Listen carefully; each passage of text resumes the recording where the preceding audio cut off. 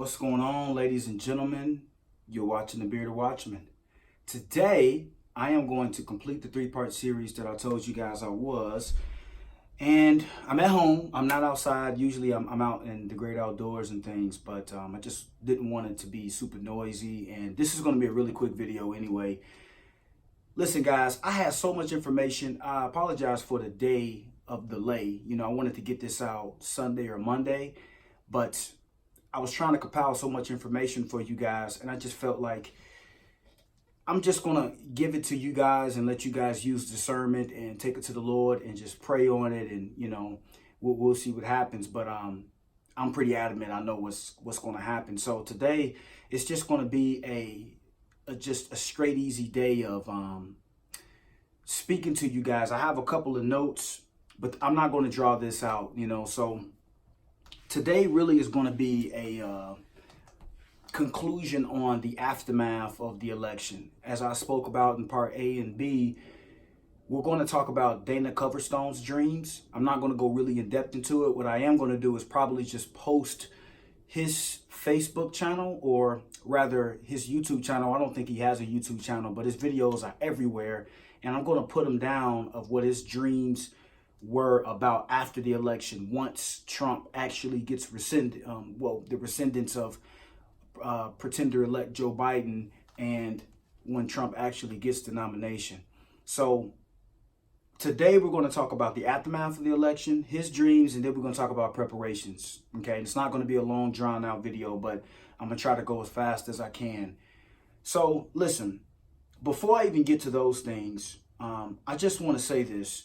Two things. One is, I had this conversation with someone recently, and bless her heart, she's definitely a devout Christian, but she brought up some interesting things, and it presented the question of why it's important for Christians to be involved with the presidential race and voting. Now, this particular person, she's a great individual. She has the mindset that we're just waiting to go home and we don't care about the worldly events and things. I understand that, and this isn't the video to debate whether there's a herpausal or catching away or rapture or not. All of those are the same, so please don't beat me up in the comments section. But certainly, I'm with that aspect. Yes, we are waiting for that catching away, or we're waiting to see what the Lord does to bring us home and the end time events, certainly.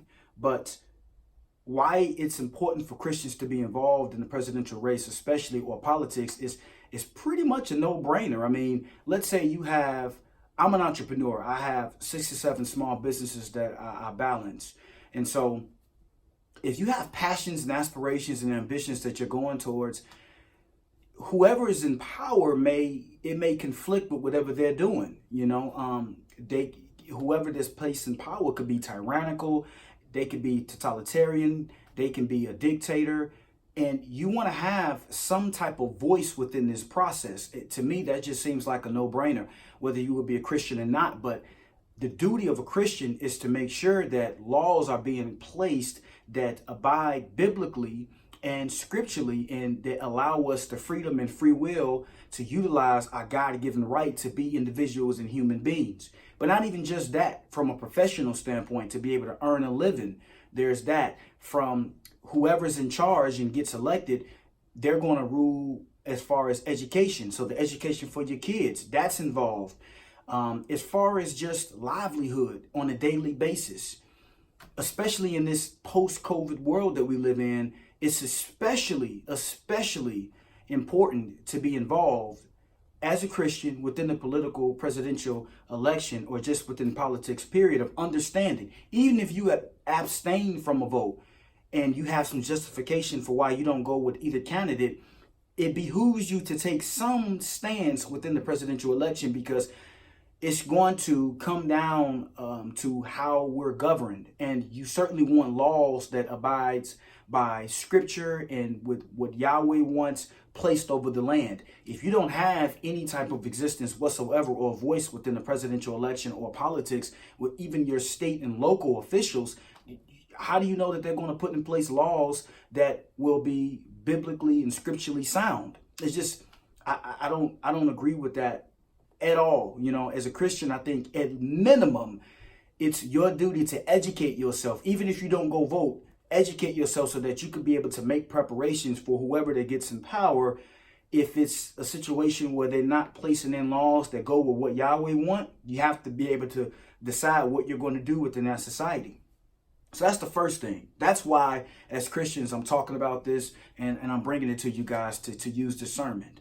The second thing I want to point out is, why should we care about President Trump? So aside for the prophetic dreams and the prophetic nature that's surrounding around the man, you know, he certainly has some things that I would like to question. I can't even begin to question on this video, because if I did, the video would be taken down. The algorithm would just eat it up. Certain questions that I'm sure many people, they just don't know. And it is tied to that little country that is south of Lebanon, if you know what I mean, in the Middle East. His connections to that country is interesting. And I have some questions for President Trump that I want to say is, I hope they're not nefarious, but I certainly got some questions for him. So it's not that he's a perfect man, but again, the prophetic nature around him and prophecies that are there, Kim Clement and Rebecca Green and Dana Coverstone now, people having dreams, and he's been battling this deep state for 4 to 5 years now, and it just seems like he would be the man that the Lord wants in there. Despite the mistakes and things that he's done, he's certainly not a perfect man. But let's get more specific. So I have a list here of things of when we ask, why should we care about President Trump? He's just another man. He certainly is. And our faith and hope is in Lord Jesus Christ, not President Trump. But somebody has to take the Oval Office, right? Here's just a list of things that you can go research and would kind of give some credence of why President Trump should be in the Oval Office. His enterprise zones that actually give way to entrepreneurs such as myself and other entrepreneurs and small businesses for supplemental financial relief. His platinum the platinum plan, which is also another economic stimulus relief plan for small businesses. And it also helps minority small businesses too. The HBCU Economic Establishment Program, where he actually gave millions of dollars to historically black colleges and universities so that they can be able to keep their doors open, and also so that they can be able to keep their accreditation statuses. Right now, I'm in Atlanta, Georgia, and I'm literally surrounded by HBCUs, and they're having a tough time keeping their doors open. They make a lot of money, but especially during this COVID crisis, there's a lot going on. He has put forth an HBCU Economic Establishment Program that was passed. So that helped out people. And people say he's a racist. Well, he's done a lot more things for black folks and minorities than a lot of other past administrations. Let's keep going, though. His prison reform. Again, another establishment program to help out minorities especially, but it's to help out anybody of any race. And within that prison reform, he has a First Step Act where he decreases up to 75 months of a given inmate's incarceration time and gives them 2 to 3K outright for financial stability, and he enrolls them, or the program rather enrolls them in a professional program where they are able to go and seek out professional help to acquire some type of job. The American Dream Plan. It was a plan that was designed for Hispanic economic growth. So when we're talking about minorities, he has helped black folks within education, within stimulus and economic relief, and then also Hispanics too. So when I hear people call him a racist, I just don't understand it. He's helped out more minorities than almost any other administration ever. Lowest minority percentage unemployment rate of all time, lowest African American unemployment rate of all time, and it goes on and on and on and on and on. But here's something as a Christian that I think you listening to this will really appreciate: the abolishment of international abortion funding from American taxpayers. Now, that's what really started to get me on board with researching and understanding President Trump. And then I got wind of the prophetic happenings around him. The fact that he abolished a program where our taxpayers go towards world funding of abortions abroad. So What am I talking about here? I don't know the name of the program, but I do know that there's a program that comes around. It's been going on for decades, but every 2 years, the president has a chance to sign a bill that will stop American taxpayers from funding international abortions. Now, Bush could have signed it. I think he had 2 times. He didn't sign it. Obama had it. He could have signed it 4 times. Bush could have signed it 4 times because I think it's 2 times. It comes across as a decision-making process 2 times per 4 years. So Bush had 4 chances. He didn't do it. Obama had 4 chances. He didn't do it. Trump signed it the first time he had a chance to sign it. That speaks wonders to me. And secretly, I would hope that he would be more boisterous if he does get the next 4 years, which I think he is. Then he may be more boisterous against abortion to be more pro-life rather than pro-choice, but it factors into how many votes he can get in things. So it's a sticky situation, certainly. But with his appointment of Amy Barrett to the Supreme Court, we know that his stance is firmly against abortion. But him signing this bill out of action says that he's against abortion. And it is kind of swept up under the rug that he's against abortion because, again, it's going to ruffle a lot of feathers that he is. But I think that's sound judgment right there of why we should be understanding of why he's the man that the Lord will want in there. But just concluding this, the Rust Belt, which is they traditionally vote blue. We have Michigan, Illinois, Indiana, Ohio, Pennsylvania, all of those kind of Midwestern-y, northeast type of states. Well, that's the Rust Belt. And it's primarily coined that way because of its manufacturing and production in those states. Well, they traditionally vote blue. But in 2016, he won most of all of those Rust Belts. Illinois is always going to be blue, but he won a lot of those Rust Belts, including Wisconsin, Michigan, Ohio, Pennsylvania. He won them all. And if you were watching November 3rd, till about 10:30, 11 p.m., magically, though most of those states stopped counting, which is why the legality aspects of what Trump is doing now, that's going to hit home. Why did you stop counting the legal ballots? Why did you stop counting the legal votes? Well, we know why they did, because he was too far in the lead. But the Rust Belt, he won it in 2016, and he for sure won it this time too. If you listen to the leftist mainstream media, they'll tell you that he didn't, but he for sure won the Rust Belt.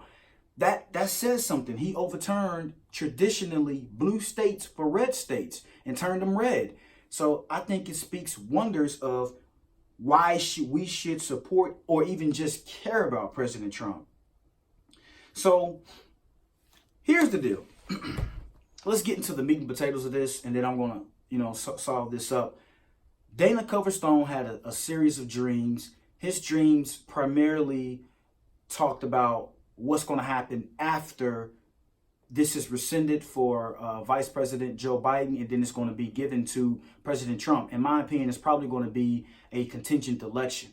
I explained what a contingent election is in Part B. If you don't know what that is, go back and watch Part B. Matter of fact, just start from Part A, to be honest, and then make your way here. His dreams, he said, and you have to look at the videos of him giving it. He's a deeply evangelical pastor. He's a great Christian man. He said that people would be in the streets, cities would be burned down. I'm sure that's probably not in its total, but there's going to be some chaos. There's going to be some infighting.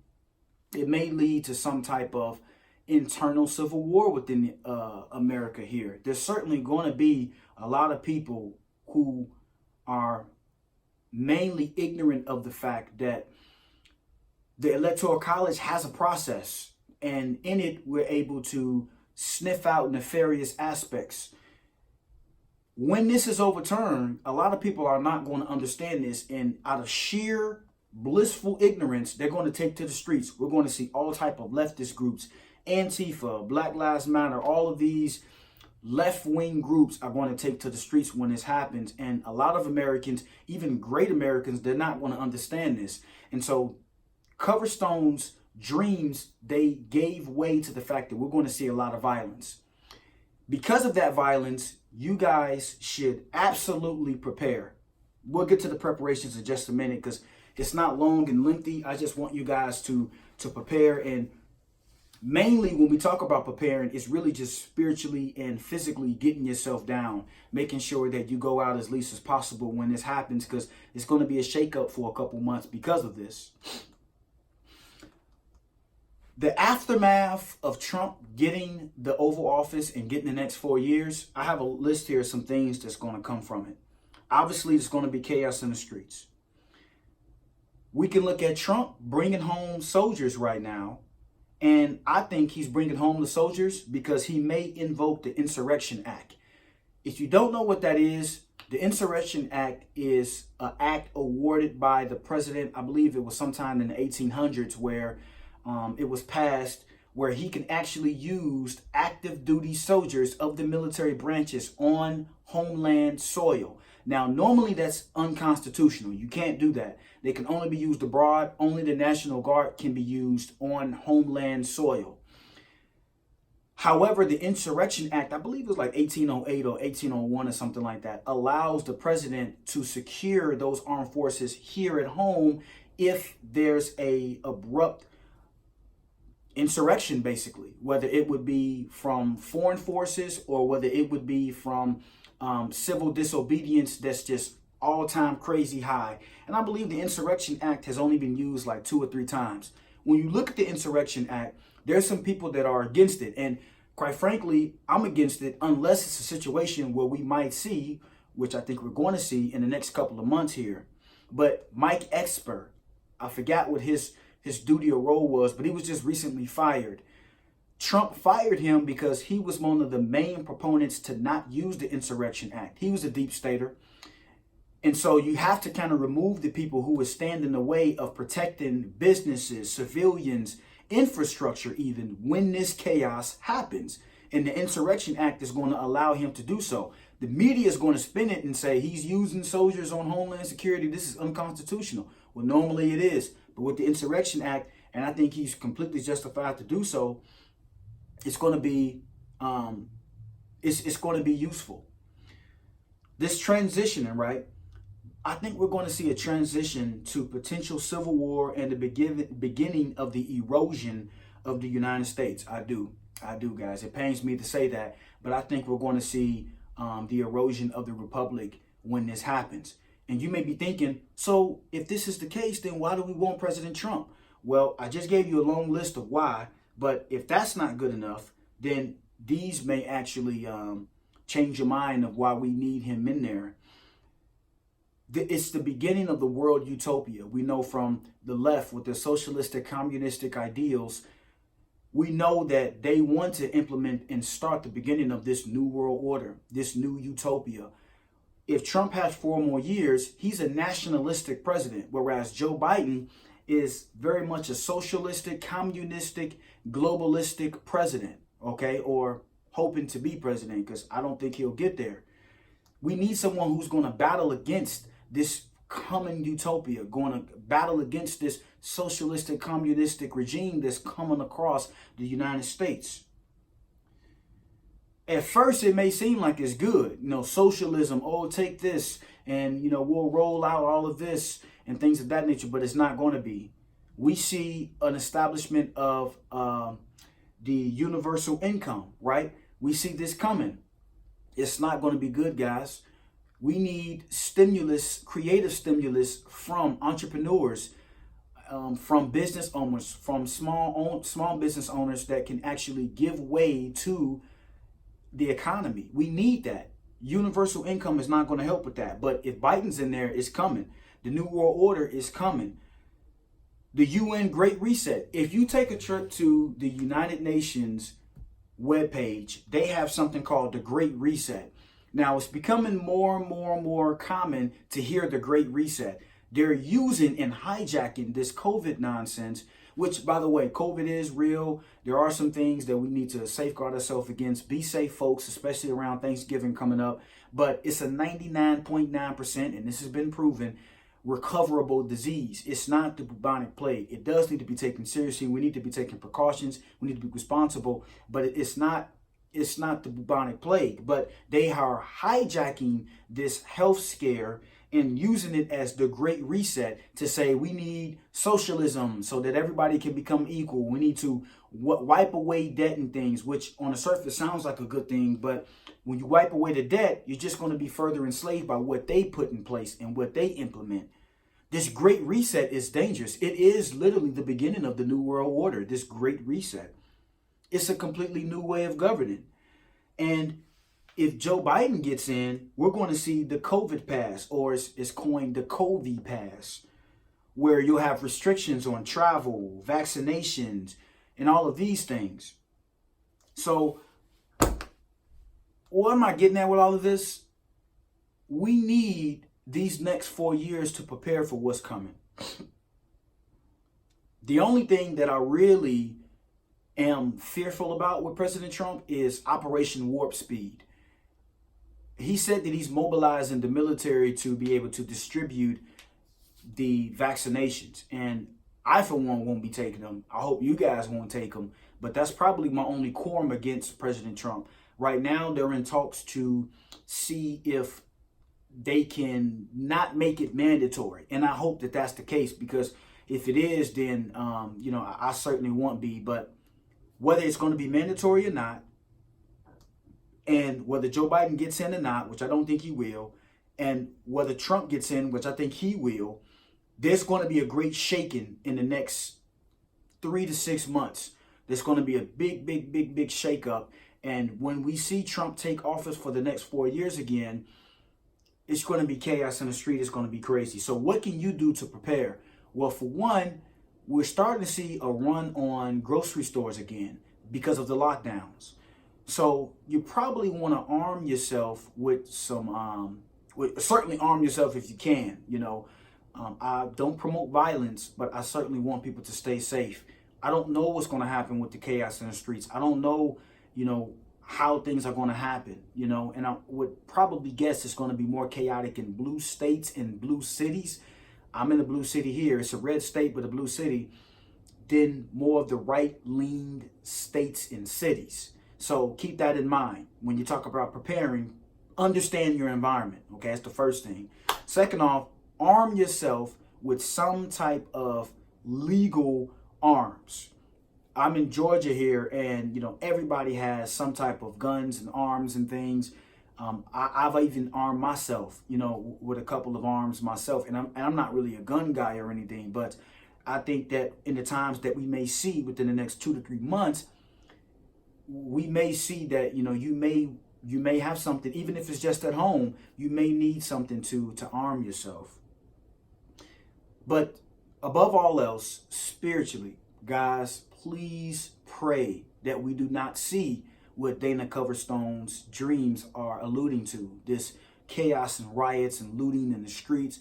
I'm praying against it. I hope you guys pray against it. Prepare yourselves spiritually for what's coming. Prepare yourselves, because you're going to have to need that spiritual dissemination and that spiritual favor. You're going to need it. So prepare yourself with food and water. Yes, we don't know how the grocery stores are going to look. We don't even know if the grocery stores are going to be open, or if people are going to ransack them or riot around them or loot them. Some of them are boarded up. Prepare yourself spiritually, okay? We don't know what's going to come from this, but we do know that if Trump gets the next 4 years, it's better than what Joe Biden is going to be for the next 4 years. And then arm yourself physically. Prepare your home, prepare your household of what's to come, because it's going to be chaotic. And I'm just praying that it dies over really fast. But look, if they're going to take to the streets and riot and loot, being blissfully ignorant of what Joe Biden is going to do, then you can only guess what they're going to do when this is rescinded. I mean, it's going to take the world by storm. So anyway, guys, this concludes this 3-part series.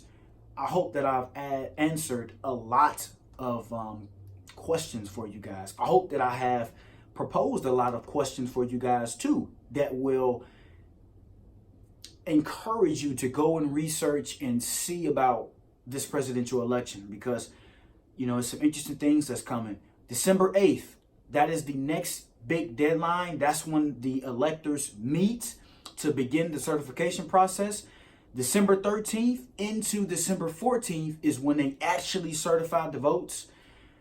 If it comes down to a contingent election, we'll see it go to Congress. It'll be a joint Congress with the House and the Senate, and they will vote one vote. Each member state gets one vote to be able to determine what's going to happen. We're going to see something of a contingent election where if it goes from that joint session, then we may actually see the House of Representatives also gets one member vote for the president, and then we also see the Senate vote on the vice president, and each member state gets one vote. So there isn't the majority or minority. Each member state gets one vote. Keep in mind, guys, that this is far from over, okay? Do your research, go and see what's going on, and if you're in the state of Georgia like me, ironically, go and vote. I'm not going to tell you necessarily who to vote, but I will throw this out there. The Republicans have the filibuster in the House of Representatives. They gained 8 new seats with John Ossoff and Warnock, who are the Democrats, and then we have Lesnar and David Perdue, who are the Republicans. If the Republicans can take the House and then Trump gets in, as I have faith that he will get in, then the Republicans will lead the Senate, the House, and they'll have the executive branch. So everything that Trump would like to do, there will be no filibuster. Whatever he wants to do, it'll immediately come to the floor for a vote in the Senate. Well, I'm sorry, in the House of Representatives, and then it'll get sent over to the Senate for any amendments, and then he'll be able to sign it. So he'll be able to have his way if we can be able to get these last final 2 votes for Lesnar and also David Perdue. I myself will be voting for David Perdue and Lesnar. They're actually both the incumbents too here in Georgia for the Senate race. That's January 5. So on the 5th of January, if you're here in Georgia, go and vote for whom you deem to be, the best proponents, the best candidates. But I'm going to be voting red so that we can be able to make sure that even if Joe Biden were to get in on some crazy whim, that it's complete filibuster. Any of these crazy initiatives, he's already trying to put in place COVID limitations. He's not even the president-elect yet. The president-elect hasn't even been chosen yet. It's still a projection, but it's a falsified projection based off all the information I gave you in part A and B. I'm not going to go through it now again, but understand that the House of Representatives, which is already red, and then majority red, and then the Senate, it needs to, in my opinion, it should be Republican, just in case Joe Biden would get in, so that if he does try to pass any crazy initiatives, it can be filibustered. So with that being said, I love you guys. Take care. Put any questions you have, any comments within the comment section below. Within the description of this video, I am going to put in the Prophecies of Kim Clement, and also I'm going to try to find as many Dana Coverstone dreams and put it in the description so you guys can be able to see who that is. And I love you guys. Take care. It's been an honor presenting this to you guys. I can't wait to present something else to you guys, but I love you guys, and in Jesus' name, amen.